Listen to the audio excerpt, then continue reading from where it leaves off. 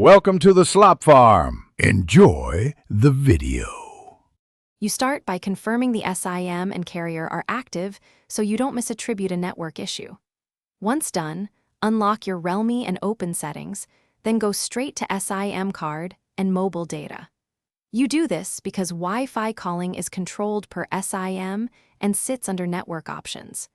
Make sure you know which SIM you'll change if dual SIM is present, and proceed to select the SIM tied to your cellular plan, so the next steps affect the correct line. Once you're in the SIM's network settings, look for Mobile Network or Advanced Settings. Wi-Fi calling often hides there. You may see labels like Wi-Fi calling or VO Wi-Fi. Open that pane. Now toggle Wi-Fi calling off, or change its preference from Wi-Fi preferred to cellular preferred so you keep service, but avoid Wi-Fi routing.